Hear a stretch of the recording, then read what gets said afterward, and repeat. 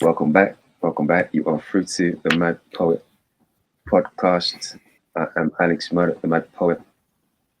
Feeling good, looking good. And yeah, man, back to spin another wholesome hot rabbit hole, if you will. This is what we do best. Hey, so we come in. Um, Shout out to everyone that's been supporting the page and just been paying attention to the videos and leaving their thoughts. Much appreciated. I have replied to a lot of them recently, a lot of replies to two people that actually left their thoughts, and I appreciate it. Some are not always, it's not always positive, but people are going through things and they're finding their way through it. So, I appreciate that. I appreciate that. I am aware and I do take notice. So, with that being said, got my partner in crime, Mr. Strings, Theory over here. How you doing, Strings? Yeah, good man. And yeah, shout out to the people reaching out. And yeah, just doing their best, man. That's Doing their that's all you best. can do, man. That's all you can do. Right. There it is. Yeah. Yeah. You about my bells. Yeah, that's the first thing I noticed as soon when I decided to go on here. Those bloody church bells, man. But You're not sorry, get used to everyone. it, There's man. nothing I can do. Yeah, these church bells. Yeah, these times in the night. That's usually when you hear them. People go to church at these times as well. Sometimes. Mm, Right. Let me spit this piece for you, Strings. please. Now, don't forget, I am the mad poet, so this one's a little bit off the reservoir. But this is just a quote. I think I took it from the belly of the piece. Okay. It says, I'll give you a little context afterwards with the by sharing the title. Sure. In the clutch, like I've got to make it, waking in a bloody sweat, looking like he might not make it. Skin with bowels in a pot, three witches, one eye. Time to kiss the baby goodbye. Double, double, boiling trouble. Blood boiling in sake of the lames. Evil Knievel in my veins. Conjuring monsters and goblins. Living with a spark. Yes, it makes me look my best. About to take off to Mars just to avoid paying rent. Dirty toilet in the head. Working on pain, thus I seek for meds. Grabbing for the package. I need to find a way to live life like Magwitch. Mm, Yeah, that's and the context. Obviously, the title's always a hint. Um, this piece is called Monsters Graze,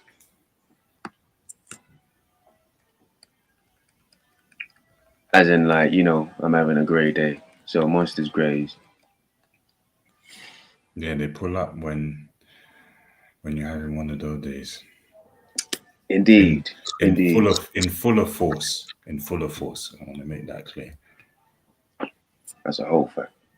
That's a whole fact. Um, yeah. So it was intriguing. I suppose where I'm coming from with this is, and I suppose I'll give more context on the title. Hmm. Is Monsters Graze is somewhat of what the world is, what you make of it, sort of piece.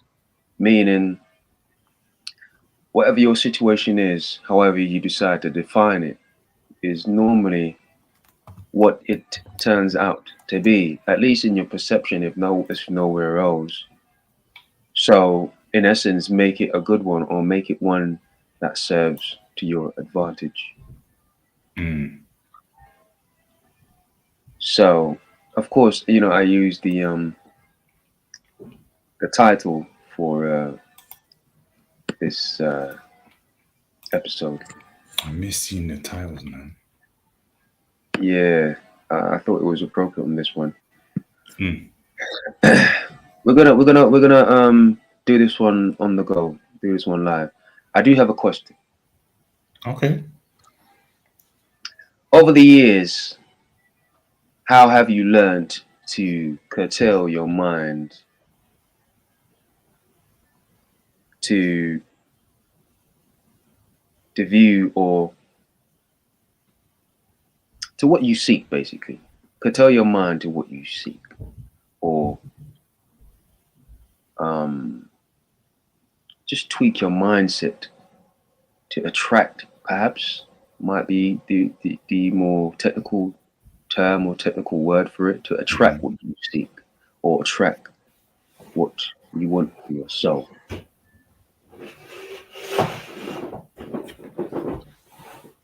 Um, I think I can't remember specifically when, but usually probably since funny. Yeah, shout out to OG.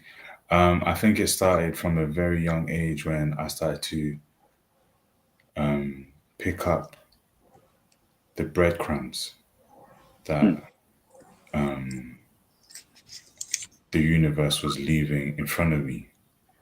And to this day it still does it. Um and the older I've gotten, I've been able to question why um I pursued the trail, so to speak. yeah, Um, but they say that it's always going to be packaged in a way for you to embrace it and for you to digest it where at the level that you're at. Um, so as you grow older, physically, your what's the word? Uh, there's different ages where your brain capacity develops, and mm, when that kicks in, it allowed me to find the questions um, to match the answers that I was looking for. yeah, So naturally, it became a thing, and my environment squeezed me to want to find those questions in mm, order to make sense of what was going on and not somewhat being satisfied the older I got with what I was being told. And I'd say shaping my mind is when I started to find out ultimately I was looking for the truth in all this and looking at how other people lived, to what interested them, to um, what got them excited about life outside of you know the things that are very easy to attain or that should give you a high. Once I started realizing, all right, what's outside of that is when I was like, all right, cool, this is a must for me.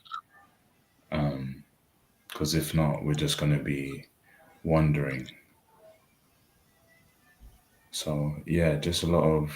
But in long story short, doing the work. That each step I found was me doing the work. could you just break down that doing the work part for me, please? Um, doing the work is what's there's the word for when you are presented with information and it makes you question your beliefs. Is it, it's not curious, is it? No, passive. No, no, is it passive? Man, I'll find it. But mentioned the word because the more you seek, the more you go into this rabbit hole, and it's very dark because I faced things about myself that I was unaware of, that I didn't want to deal with, and I sometimes I was forced to deal with. Um, Mm, And those were very dark days because it's like, why can't why do I have to be aware of this to this Yeah. degree? I think that's when um, it was like, okay, this felt above average of just life realizations, so to speak.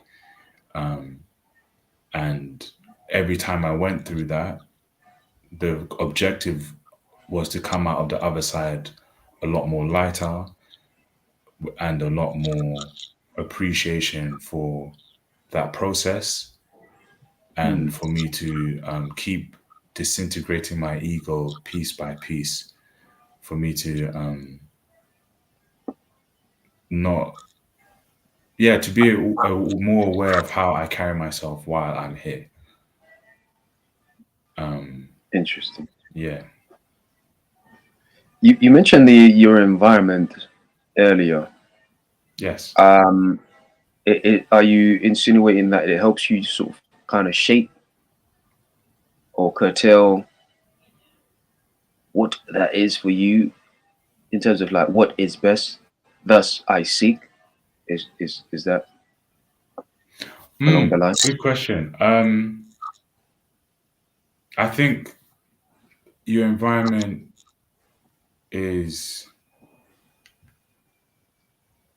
it's a strong um, symbiote to who you are and what you have to go through. Hmm. For some, the game is a game. You have to work. You have to go to school. You have to be in environments that the game says this is part of it, not up for negotiation.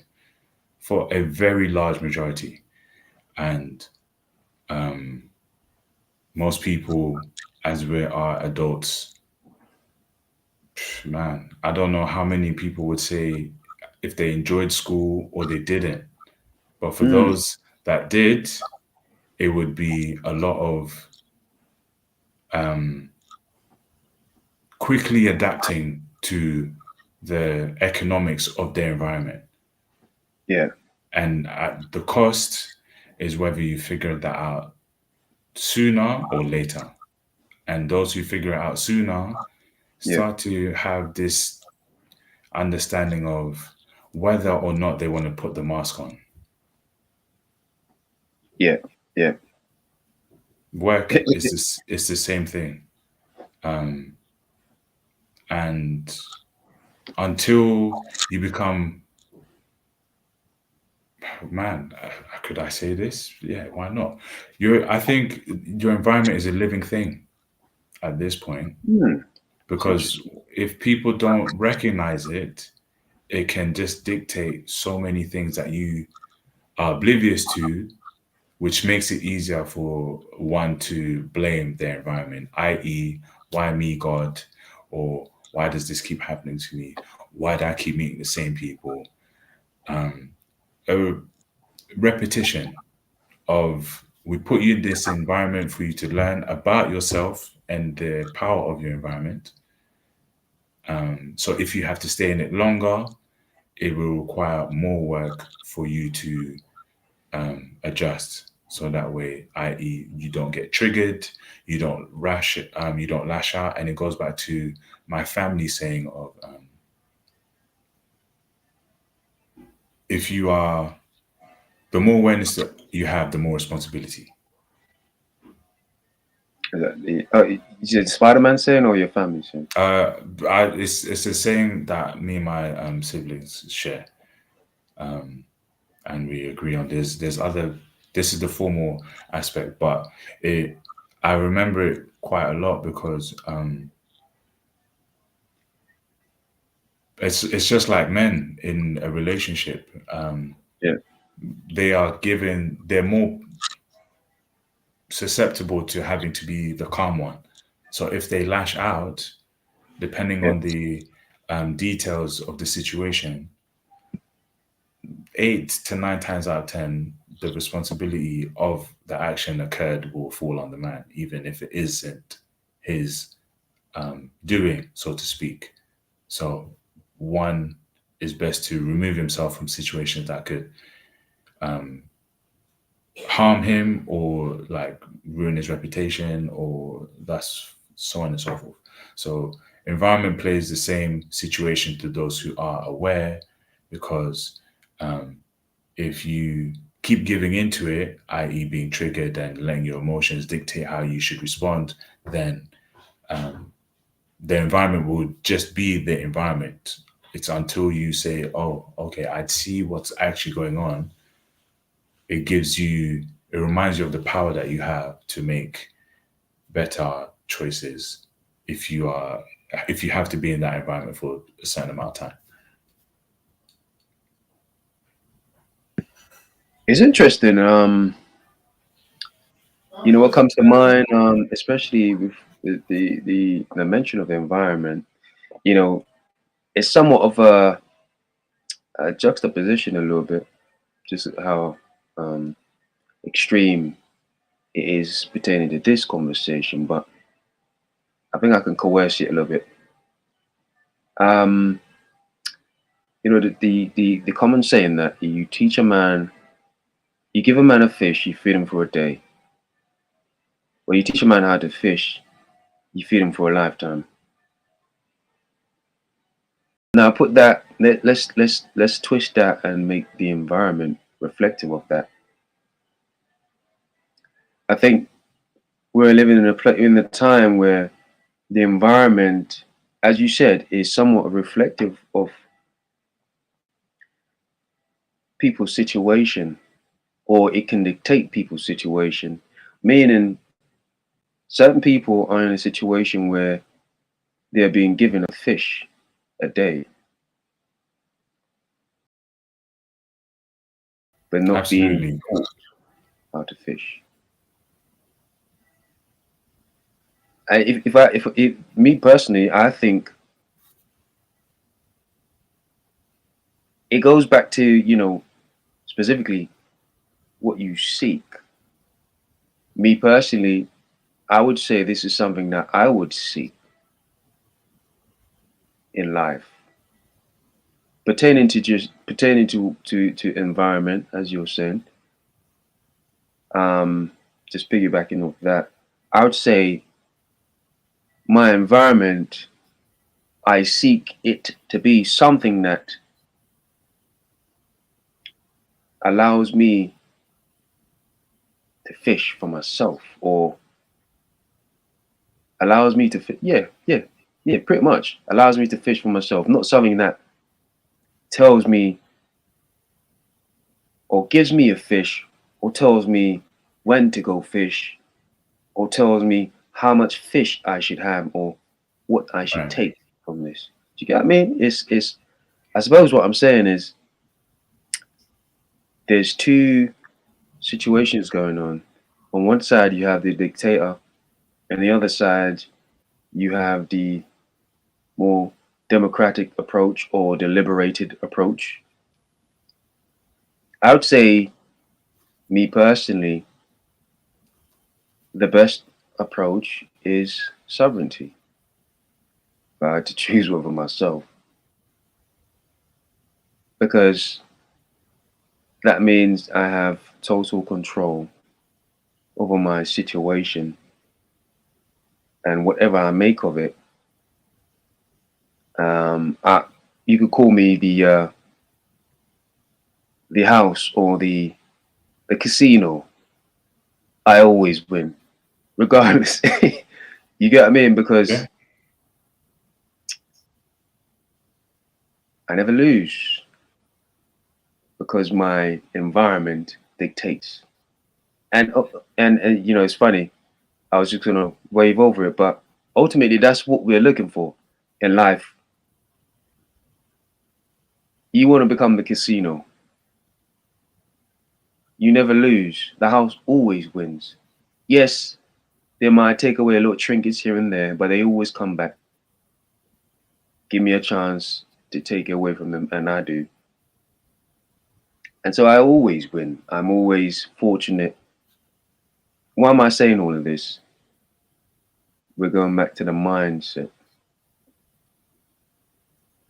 The mind dictates it all. the mind also feeds your environment, and I would say reciprocal. Your environment feeds your mind, and so tools like appreciation, awareness of your appreciation, or awareness to appreciate. I definitely do agree with that. Question And when you're ready. so precise. Hmm. Um, you can't come about these realization without doing the work. So that's a whole fact, you know. And so all these things becomes this microcosm of somewhat appreciation of what you're seeing, what you're receiving, what you're given. And now you're looking at an ecosystem, a living, breathing, as you mentioned. Okay, now that we've established that, Hmm. let's flip it a little bit. Let's tweak it. Here's my other question: how do you curb your enthusiasm for destruction? What do you mean by that? I'd say more internal or external because from what we just following similar trend, Hmm. if we're talking about microcosm or macrocosm, well, let's go microcosm because it's personal, it's more individual, but it's still inside and outside. Normally, when we think about outside, the inside normally dictates the outside. Thus, your environment is reciprocal to what you give, what you take, what you receive. So, but leave that there. I want to focus more on the question: enthusiasm for destruction. At the end of the day, no matter how great our, I just put it like this: at the end of the day, we are fallible creatures. We're humans. We're only humans, as they like to say. Thus, we do have a lot of insecurities, weaknesses, and the unconscious is a power that, as we've spoken about, we've little knowledge about. We don't really understand it. But the one thing we do know, there is a lot of destructive tendencies that comes with the human experience. So, how do you curb your enthusiasm for destruction?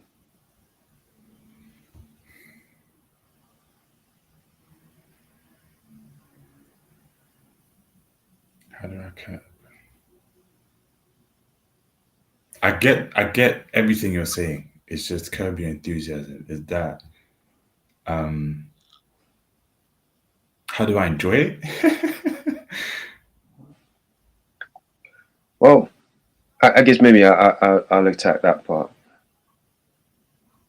Curb, not necessarily because you enjoy it, but because it's a part of your makeup. And so, no matter how much you don't want to, there's an urge to do it regardless. So, curb your enthusiasm, if you get what I mean. I've heard the term. I've just never looked into it before. Okay. Okay. But that's why I'm here, man, to learn something new. That's all good, but I'm just explaining because I want you to kind of get Um, where I'm coming from. ah, um, keep your excitement or expectations in check. So curb my enthusiasm about destruction. Mm. Um. Oh. So I'm not saying you're gonna be able to eradicate them because again, it's a part of who you are. Oh, of But course not. you can curtail them to somewhat be, you know, Yes. perhaps balance. Um. Yeah. Like I said, everything else around it, it was just those three words. When I was younger, boy, run for the hills, Mm, run for the hills, because it's just like I feel a lot of the work I did or was doing was breaking down my um, ideas of morality, yeah. meaning morality now, or for the sake of the answer, to me sounds like rules. And there's only so many rules you can keep or abide by before it starts getting like, hey, when do I get to be me? If there's all these rules I must follow, and the rules are like could be as small as, in fact, it's I think it's a lot of all these tiny small ones that we keep to again adapt to where we are and who we think we need to be in order to be this good citizen. Um, And along the way, we tend to confuse, or I tend to confuse, that being good meant being me. And yeah, that is not it. And people suffer from that for a very long time or until they pass over. Um, so with that, yeah, I ran for the hills. And the more work we did, the more we sat down and um, had to say, oh, this is in certain texts, the subconscious, as you refer to, is also referred to as your shadow, i.e., the term shadow work. And a large portion of you lives there and comes up, or i.e., lurks in the shadows when you're making decisions, when you're having conversations with yourself about whatever circumstance you're in or whatever thought you're having. Um, but it tends to be stronger in certain situations because it has that need or dominance to express itself.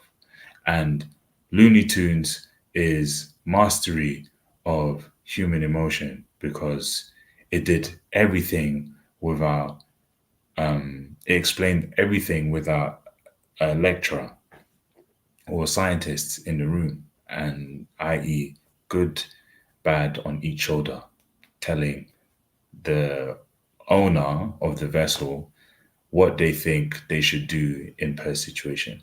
So as I got more comfortable with having to accept the parts of myself that I didn't want to show people, or that was a part of my makeup that I know I had to work on, until I accepted that and grew a relationship with that side for me to know how to govern myself, is when, if I wanted to have like an extra drink or do something, the guilt wouldn't be as strong because it's like, what am I not going to live?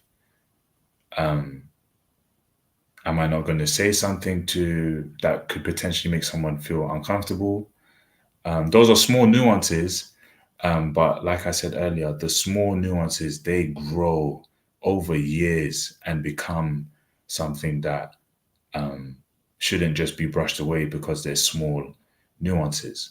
Um, and it's natural for people to always go to, oh, but you know, would you hurt someone, and or things that are always easy to give an answer to, because it's like if it's more black and white, it's always easier for you to give an answer pertaining to those situations. But um, I guess because I'm detail orientated as an individual, and that's how I see things, it helped me understand that the things that you adhere to in your daily lives that you would forget about 3 weeks, 4, 5, 2 months ago, or whatever, they still add up to um, how you govern yourself with the destruction that could sort of happen. It could, and that's why I always refer to as work, because so many days of those shifts are mindless. But um, there, you remember the days where you feel like telling someone what you really feel like, and that is where guilt sits in, because it's like, okay, work is always gonna the notion of work is saying you can never really afford to show people who you really are, even if people perceive to have the luxury to do so and they get away with it. But we know the game as well. Certain people will never have that. And I don't think they should, because it's work. You know, you give so much energy to it anyway. So playing that role is also very exhausting. Um, but um, yeah, so you learn how to um, have that relationship with yourself to say, if I don't speak up for myself, I suffer. But conditioning has told you don't, because the price is too high. So meaning being yourself is expensive. So yeah, it's a it's a wormhole for a reason, because um, it's those little mini transactions. There we go. It's those little mini transactions that add up for one day you having to pay up big for acknowledging who you are, um, and having to use some of that destruction to, i.e., defend yourself, or to have to go through mistakes for you to learn that,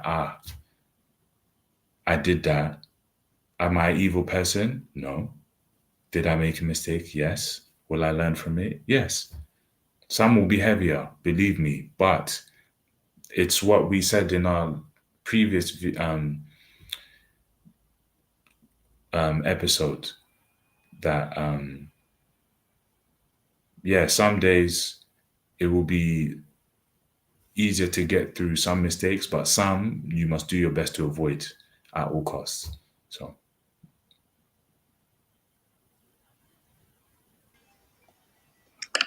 I just want to. I'm curious about this. You said rules. morals or rules? Um, sorry, Morals or rules? sorry, morals. It's a lot of rules. It's like a lot of rules. I guess the restriction part of it, Mm. and obviously that was your perception then. But how do you see it now? Uh, you gotta break a lot, and because like it's a very personal thing. Like everyone, morals, code, i.e., the ones that your body can't even shake, even if you try. Those are not what I'm saying you should go up against. But again, back to the mini transactions that you have, how you wake up and speak to yourself in the morning, to what you tell yourself when you are frustrated or when you don't complete a task, to all those things, they add up. But especially when dealing with another human being, that's where it comes into full force, because faster than the speed of light, you are assessing how do you want to come across, what do you say, um, who do you want to appear like. So a lot of it is, I feel the restriction is in um, presentation. When you are by yourself, it's easier for you to throw them out the window because no one's looking. But in front of other people, that's where this existence is what it is. What do they think? Do I smell? What do they think about what I'm wearing? Should I do this? Um, Even if someone is saying I don't care, I don't care, I don't care, it's still a we are, especially in these times now, like, oh, everyone should embrace me because, you know, the internet says so. And it's like, wait, what? Like, okay. But the restriction part is heavy on, if you don't learn how to break particular ones, then you'll be at the mercy of having to figure out what mask do you wear today.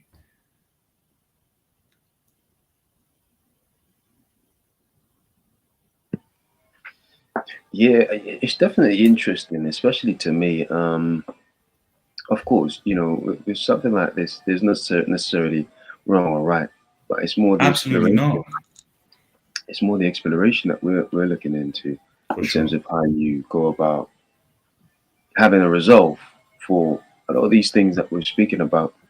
Um, Mm, Destructive tendencies, man. This is a common thing in to do with human experience. So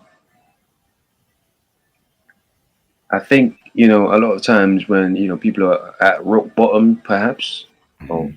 type of thing. I think these are the times when you see destructive tendencies, or as we've covered before, basic instincts really rear their ugly heads and really be flagrantly, flagrantly, flagrantly out there Right. and very in your face sort of thing, where it's like you can't miss it. It's a very vulgar thing to see somebody's destructive tendencies on display. Of course, we always have the most common and obvious ones like drugs, including love or sex, and forms of addiction, which is one of the prime examples we covered before. Yeah. Of course, with these, there's also instinctual um, archetypes, as we've spoken about, with somewhat archaic because it's always been there, but it's evolved over the years, and it's thing to do with power, which is why sex came into it.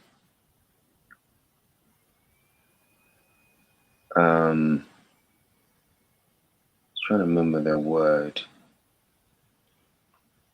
From the Concupence. quote.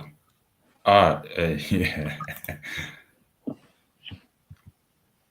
Uh, Concuscupence, I think is the word we used. did I But write it down? concuscupence Yeah. is, I believe, the word that we used. I'll double check it. Yeah, no, But I remember it. Yeah. I don't think you sent that in the chat in order for me to copy and paste, but yeah, I remember the word.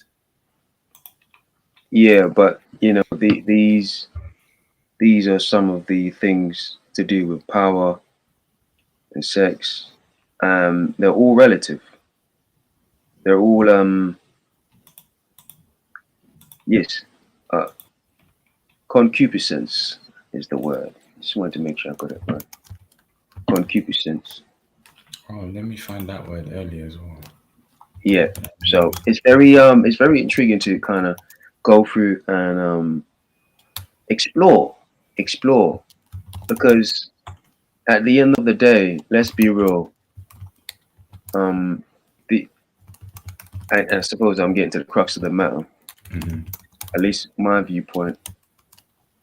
I think the crux of the matter is, or the antidote is knowledge of self in this case.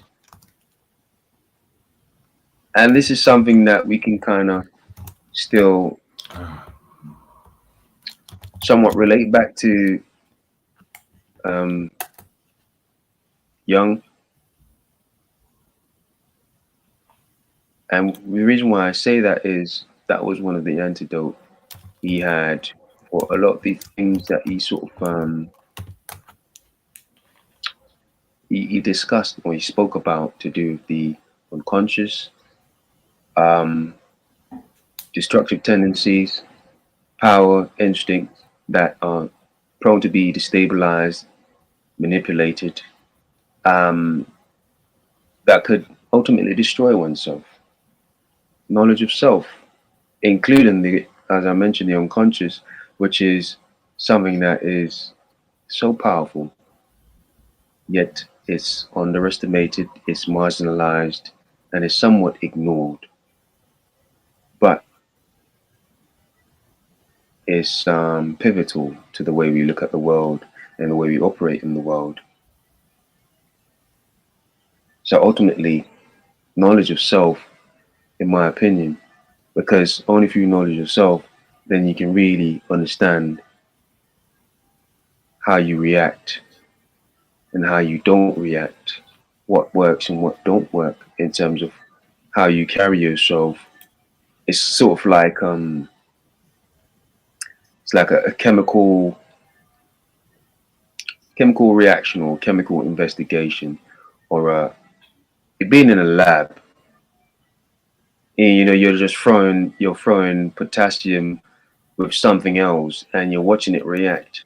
Well, I think this is next to knowledge of self, but you will not understand how these things will make you better or worse Mm, unless you somewhat have an experience of how these things, or be a witness, not necessarily from yourself, but from this, but perhaps from somebody else.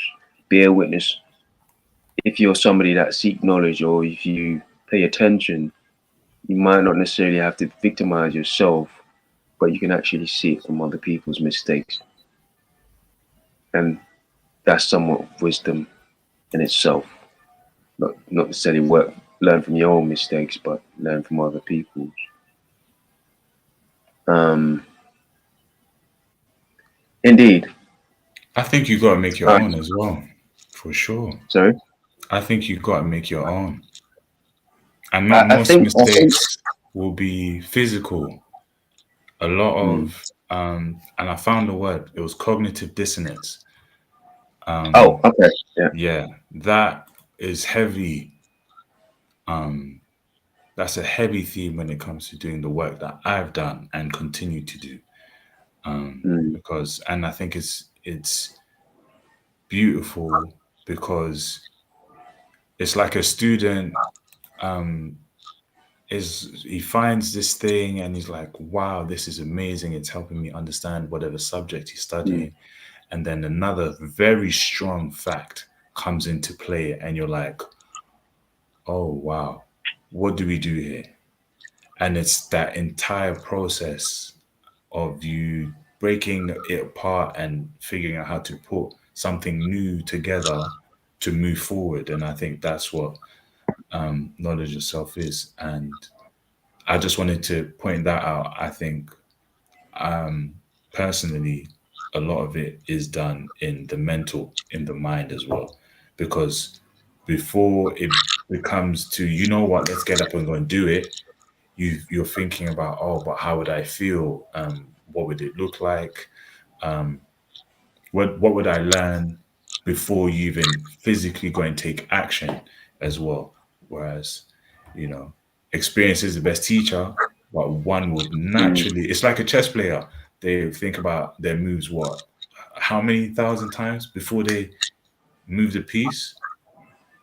Yeah. So, yeah.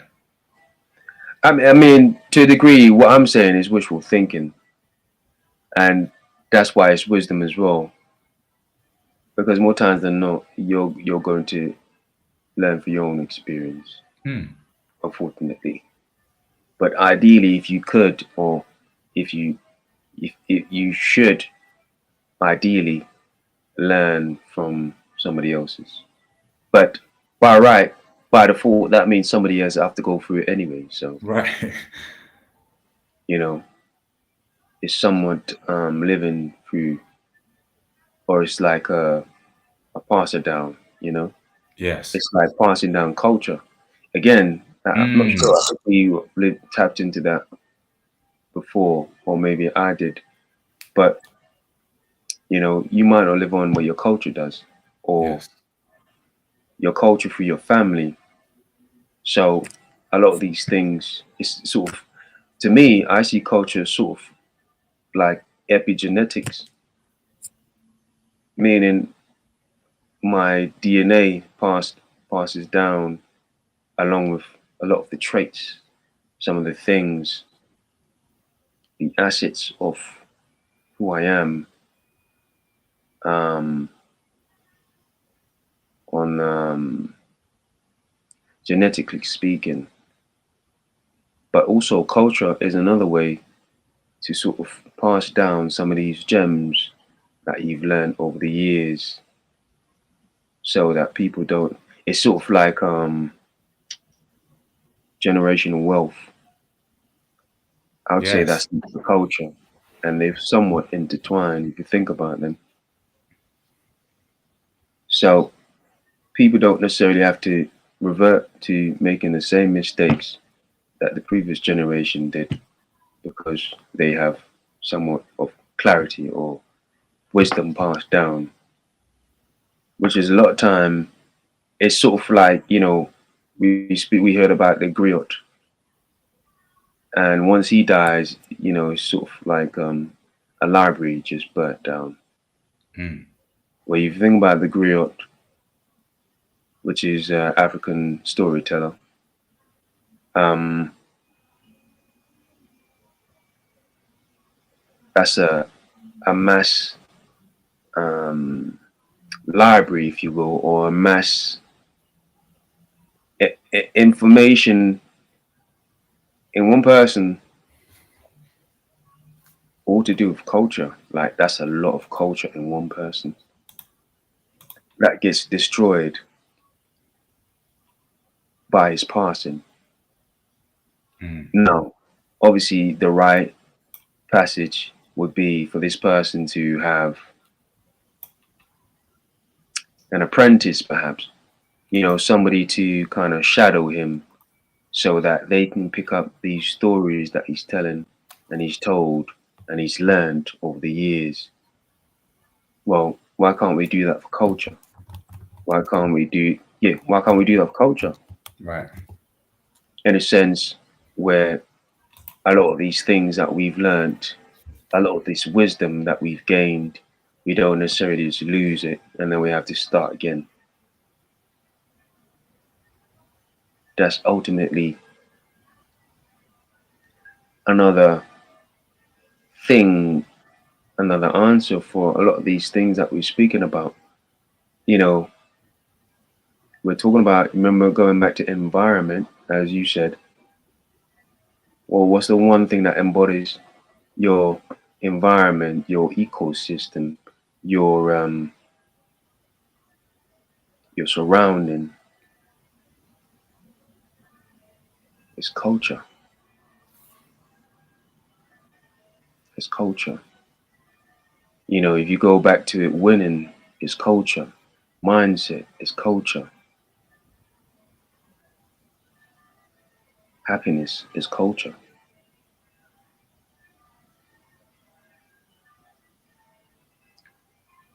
So many different things, and it all comes back to one. But of course, we can't just stay too macro, because I think this is the bigger picture. We were looking more into the micro of things, specifically environment, ecosystem. Example, appreciation, awareness. You mentioned school, work, doing the work, helping to shape who you are, your environment, excitement about life. I think that's a big thing, being excited about life. Dormancy, which is very intriguing. Hmm. How do you mean? Death of dormancy, could that be a thing, or is it selective dormancy? Because you don't always have to be the most loudest and rowdiest person in the room to make a point. So perhaps selective dormancy. Again, that's going back to balance, you know, rules, moral perception, being in line with morality, but in a balanced way again. So balance, keep coming back to balance, but again, balance, culture. Do you get what I mean? I'm just sort of kind of just Yeah, tied I it want a to little bit. I want to touch on what you said before culture. Go on. Um, Genetics is old, like it's very old, um, and it's the I love the example of if your parents have a trait, you most likely have that trait. That's passed down, and we can all relatively agree that um, it's because of who came before you. So, i.e., um, when someone has very little ties to, when an orphan is born, their traits come from the original blueprint. So, thus, their whole life becomes the discovery of who they are and why the way they are. And even if they never meet their parents, as they grow, their awareness is to discover how, why, and if they appreciate the way that they are, to thus create a new culture to help them sustain themselves as they're going about life and trying to discover who they are. And I think that's a very big deal because as there's good, there's also bad. It could be one's temperament, patience, or even how they see the picture that they are painting to others or that people are painting to them. It's all a part of it, and I think it shouldn't be skipped out as part of the conversation to how how a culture um, reacts and deals with things as a whole. So a generation, a particular culture, a new generation, it it continues to move forward, evolve. I don't want to use that word, but it definitely moves forward. And because of that, you have a very few select groups or individuals of people that move it forward. But I've come to find that the big misconception was that it didn't need to always be broadcasted. You being you and doing what you feel is responsible for you and your life and who you affect in your environment is more than enough.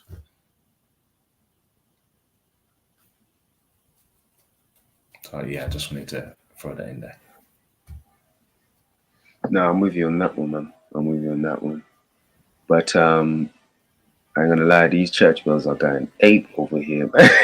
Bro, yeah, man. Oh my god. I don't know how Yeah, to do man. it, man. That's why I keep muted. It's damn. Earmuffs. Yeah, for real, for real. But no, man, this was good. This was good. I think we covered a lot of ground today. It's 21 hours. Bingo. Yeah, it just hit 9 o'clock. But yes, yes, indeed. Thanks so much, everyone, for supporting the page, and showing your support as well for what we're doing. We're having fun with it, and we're gonna keep building, gonna keep growing. So we'll definitely see you soon. Perhaps the end of this week, given everything as comes aligned, which I most likely will. But yes, any thoughts on anything we've spoken about? Definitely leave or share or leave a comment so we can. I'll get back to you, and hopefully we'll start to have people chime in on the topics live, even if we have to go back to StreamYard because we're at Streamlabs at the moment, and I can't really see much. But Ah, okay. yeah, but definitely thank you. Strings, anything before we go? Learn how to fish. Okay. All right, everyone, get your fishing rope. You know what I mean? Do your thing. But until next time, or see you during the week. Take care. Take care.